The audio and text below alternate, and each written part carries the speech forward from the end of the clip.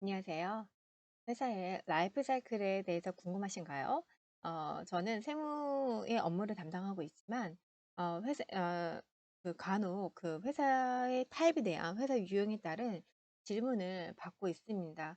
세무 측면에서는 어떤 회사 타입이든 간에 크게 달라지지 않지만, 그래도 실무자로서 또 고객의 업무를 제공하면서 회사에 대한 그 타입에 대한 유형을 알고 있으면 좀 더 직무를 수행하실 때 도움이 될 수 있어서 오늘의 그 회사에 대한 라이프 사이클에 대한 주제로 오늘 영상을 만들어 보았습니다.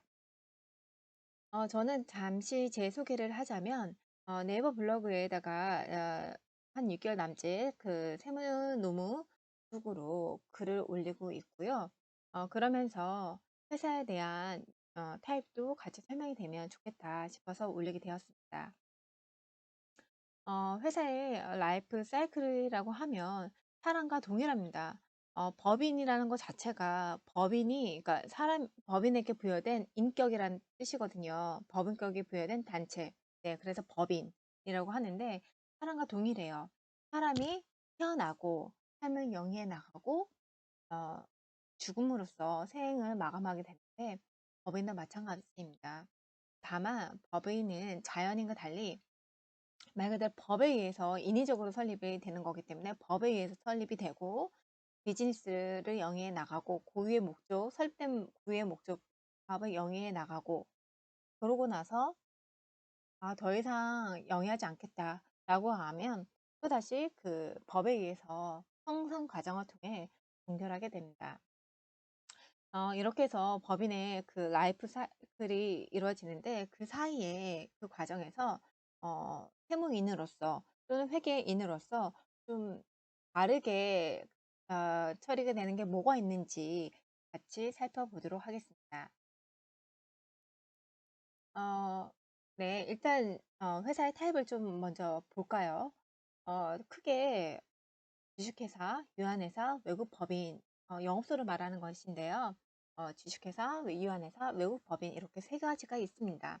뭐 이거 말고도 한명합작 많습니다만 유한책임회사 많습니다. 대부분의 회사 설립을 하려고 할 때는 주식회사, 유한회사, 외국 법인 이렇게 구분이 될 수가 있어요. 조금 전에도 말씀을 드렸지만 회사를 설립할 때는 법에 의해서 설립이 됩니다. 우리 사람은 출산의 과정을 통해서 그 생명이 태어나지만 법인은 법에 의해서 설립이 됩니다. 이렇게 그 주식회사와 유한회사는 우리나라 상법에 의해서 설립이 되고요. 아마 그 설립된 법인의 그 사업장 주소, 본점 소재지라고 하는데 그 사업장 주소가 국내에 두고 있는 경우에 국내에 두고 있고요. 그래서 우리는 이를 내국 법인이라고 부릅니다. 국내에 본점을 사업장 주소를 두고 있다라고 해서 내국 법인이라고 부르게 되는 거고요. 그리고 이제 다른 한 가지 더 그 외국 법인 영업소라고 하면은 외국 법에 의해서 설립이 되는 회사입니다. 외국 법에 의해서 설립이 되고 그 나라 법에 의해서 설립이 되고 그 나라 법에 설립된 그 소재지에 본점을 두고 있습니다. 그래서 주식회사 유한회사는 본점 소재지가 국내에 있는 반면 외국 법인은 본점 소재지가 외국에 소재를 하고 있는 것이죠. 다만 외국 법인은 본점이 그러니까 외국의 법에 의해서 외국에 설립됐다 하더라도 국내에 지점을 설치를 할 수가 있는데요. 우리는 이를 국내에 설치된 지점을 외국 법인이라고 부릅니다. 그래서 회사 타입은 크게 주식회사, 유한회사, 외국 법인이 있는데 주식회사, 유한회사는 외국 법인, 그다음에 영업소 그 외국 법인은 지점을 말하는 거고요. 그리고 이제 외국에서 본점 소재지가 외국에 있기 때문에 외국 법인이라고 부릅니다. 이렇게 이제 각 나라에서 법이 설립이 되고, 특히, 잠깐 더 설명을 드리면, 외국 법에 의해 설립됐다 하더라도 우리나라에 지점을 설치할 때는 당연히 그 지점 설치에 있어서는 우리나라의 상법의 절차를 따르게 되는 것입니다. 이렇게 법인이 설립이 되고 나면 어, 이 회사 타입을 우리는 상호 옆에 구분 표기를 하게끔 되어 있어요. 그래서 무슨 주식회사 ABC 유한회사 ABC 한국 사무소 이렇게 표시를 하게끔 돼 있습니다. 그래서 지점이라는 거는 우리 회사가 이게 본점인지 지점인지를 반드시 구분 표기가 되기 때문에 어, 우리는 쉽게 회사 타입을 확인할 수가 있습니다. 여러분들 그 법인의 등기부 등본 발급하시는 데 아세요? 대법원 인터넷 사이트 이쪽 부분에서 가능합니다. 그래서 등기부 등본 자체는 그 대법원 인터넷 사이트에서 발급이 가능하시기 때문에 각 등기소에 직접 가실 필요는 없습니다. 참고로 인감증명서라는 게 있는데 법인에게 이런 이제 외국 법인, 내국 법인이 설립이 되면 그 법인이 그 직무를 수행하기 위해서 인감을 확인하는 인감을 등록하고 등기소에 등록을 하게 되는데 그 인감증명서를 발급받을 때는 그 인터넷에서 발급이 안 되고 직접 등기소에 가셔야 합니다. 네, 인감증명서는 아직도 인터넷 등기소에서 발급이 안 됩니다. 인터넷 세상에서 네, 발급이 안 돼요. 이렇게 해서 이제 각 법에 의해서 설립이 되면 어, 설립되고 나서는 크게 엔터티 타입별로 달라질 건 없습니다. 다만 여기서 보시면 유한회사, 주식회사 이 내국법인이라고 부르는 회사는 반드시 자본금이 필요한 회사인 거죠. 외국법인도 마찬가지입니다만 이 주식회사, 유한회사의 자본금은 국내에 본점에 가지고 있게 되는 거고 외국법인의 자본금은 본점에 가지고 있기 때문에 우리나라 지점이 설치가 된다면 지점에는 자본금을 가지고 있지 않습니다. 그래서 회계 처리할 때도 유한회사나 주식회사는 법인 설립할 때는 자본금이 있어야 되는데 자본금 한도 요건은 없어졌습니다. 그래서 10,000원이어도 단돈 10만 원이어도 법인을 설립할 수가 있는데 그때 표기될 때는 자본금이라고 우리는 회계 처리를 하게 되고요. 지점인 경우에는 자본금이 아니죠. 그 자본금은 외국법인의 그 본점에서 가지고 있기 때문에 우리 외국법인의 지점은 자본금이라 표시가 안 되고 본지점으로 구분 표기가 됩니다. 그래서 회계 처리가 좀 달라요. 그래서 지점은 본지점 회계 처리로 해야 되고 내국법인은 주식회사 위원회에서는 자본금으로 회계 처리해서 구분 표기를 각각 해야 됩니다.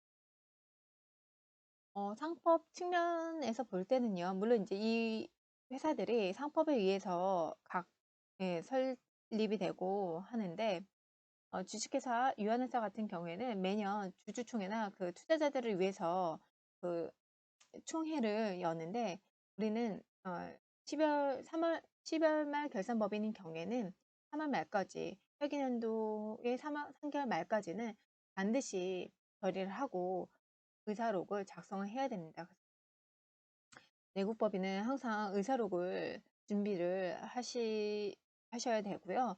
요거는 어디 신고사항은 아니기 때문에 회사에 비치를 해 두시면 되겠습니다. 반면에 지점이라면 내가 근무하는 회사가 지점이라면 그 사원총회나 주주총회 이런 거는 본점에서 일어나기 때문에 지점에서는 전혀 상관하실 필요가 없습니다.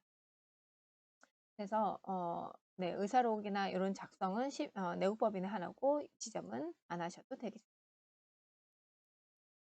세무적인 측면을 봤을 때 설립 이후에 세무적인 측면을 봤을 때 큰 차이는 없습니다. 똑같이 법인의 그 사업을 영위해 나가면 법인세를 내야 되고 부가가치세도 분기마다 신고를 해야 되고 뭐 동일합니다. 다만 우리가 돈을 잘 벌어가지고 이윤이 잘 났어. 이 이윤을 가지고 투자자에게 돌려줄 때 우리는 투자자들에게 주주에게 돌려줄 때 내국법인은 배당이라는 명목으로 하고 배당이라는 명목으로 지급을 하고 배당소득에 대한 원천징수를 해야 합니다. 반면에 지점은 외국법인은 이런 배당이라는 개념이 없습니다. 어차피 자본금을 있는 상황에서 자본금이라는 것을 투자 받고 이익이 나면 그 지분 비율만큼 배당으로 주는 건데 외국 법인은 지점이기 때문에 그런 개념은 성립하지 않습니다.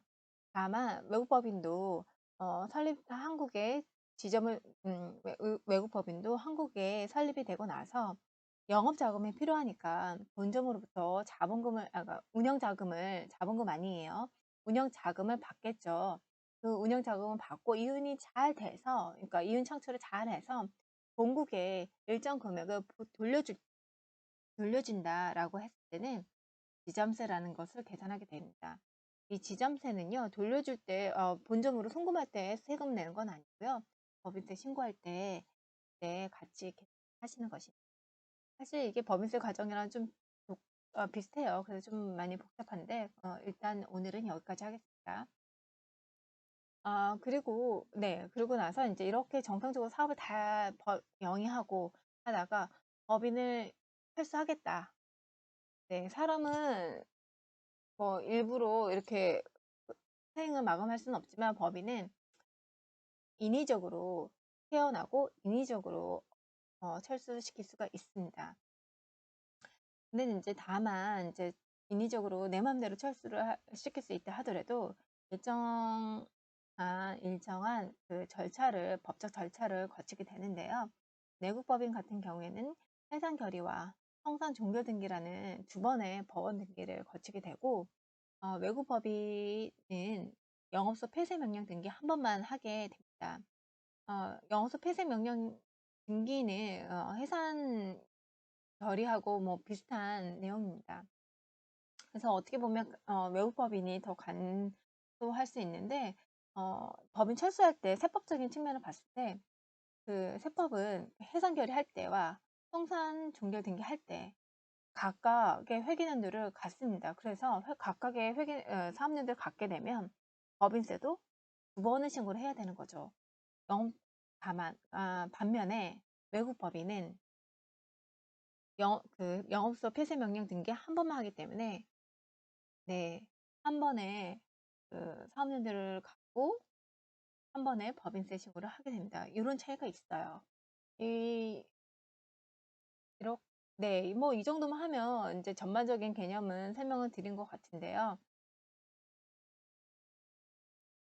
이게 전문적인 지식은 아니고 다만 회계 담당자로서, 세무 담당자로서 할 때 미치는 법인의 생명이 이제 영의 과정에 따라서 그 세무 임팩트가 달라질 수가 있거든요. 그런 차원에서 오늘 강의를 조금 마련해 봤고요.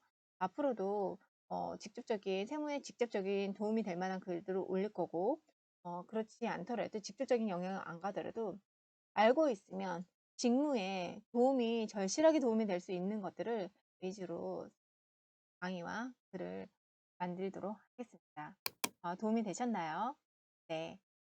많이 한 것 같은데도, 네, 뭐 13분이네요. 네. 한번 강의를 보시고, 이 블로그에도, 네, 여러 글들이 있으니까, 특히 세무, 회계, 노무 쪽에 계신 분들은 도움이 될 거라고 정말 유용하실 거예요. 그러면 다음에 또 뵙겠습니다. 수고하셨습니다.